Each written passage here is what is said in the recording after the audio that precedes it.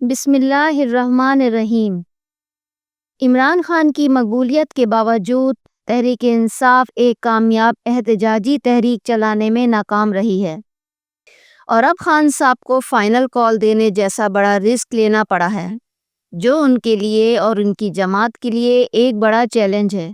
Opposition leader کے طور پر خان کی سیاسی تنہائی نمایاں ہو رہی ہے، جس کی کئی وجوہات ہیں۔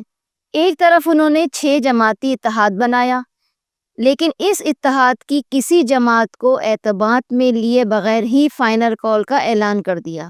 یہی وجہ ہے کہ وہ تحریک میں تنہا نظر آتے ہیں۔ اہم اتحادی جیسے محمود خان اچکزئی اور اختر مینگل منظر عام سے غائب ہیں اور پارٹی میں مکمل خاموشی ہے۔ خان صاحب کی سیاسی تنہائی کی ایک اور بڑی وجہ ان کے قابل اعتماد ساتھیوں کا مشکل وقت میں ان کا ساتھ چھوڑ جانا ہے۔ یہی وجہ ہے کہ اب وہ پارٹی میں کسی پر زیادہ اعتماد نہیں کر رہے، حتیٰ کہ ان پر بھی جنہیں انہوں نے خود بڑے عہدے دیے۔ اس صورتحال میں ان کی اہلیہ بشریٰ بی بی اور بہن علیمہ خان عملی سیاست میں آگے آ گئی ہیں۔ علیمہ خان نے فائنل کال کا اعلان کیا، حالانکہ ان کے پاس پارٹی میں کوئی عہدہ نہیں۔ ناقدین کا کہنا ہے کہ وہ مرثیت کے سب سے بڑے مخالف ہونے کے باوجود اپنی سیاست میں اس کی جھلک دکھا رہے ہیں۔ گزشتہ چند سالوں میں پاکستان کی سیاسی منظرنامے میں بے شمار اتار چڑھاؤ دیکھنے کو ملے ہیں، اور اس دوران Pakistan Tehreek Insaf P T I کے بانی عمران خان مرکز نگاہ رہے ہیں۔ ان کی مقبولیت کی سب سے بڑی وجہ پاکستان مسلم لیگ نون اور پاکستان پیپلز پارٹی کی حکومتوں کی ناکامیاں اور خراب کارکردگی رہی۔ تاہم ان کی 3.5 سالہ حکومت خاص طور پر پنجاب میں ان کے سیاسی گراف کو نیچے لے گئی، اور وہ تیزی سے اپنی مقبولیت کھو رہے تھے۔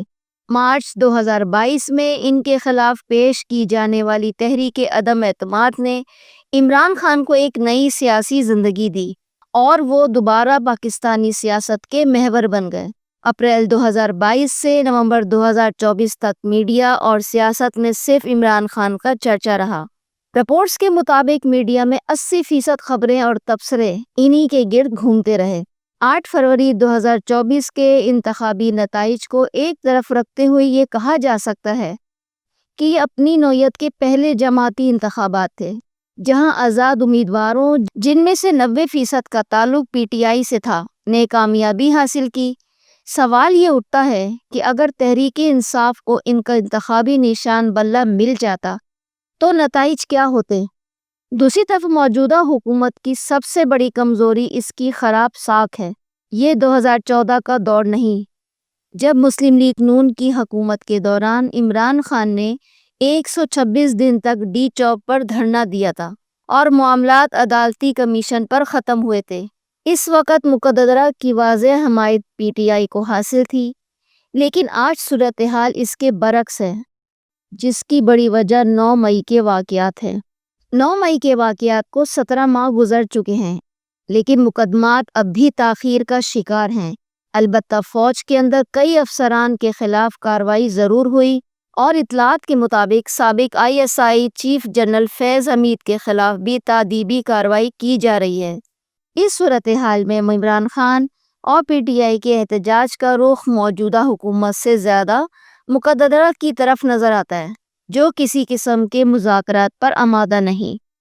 تحریک انصاف نے ایسے وقت پر احتجاج کی کال دی ہے جب حکومت نے واضح پالیسی اختیار کی ہے کہ ہر احتجاج کو ہر قیمت پر روکا جائے گا۔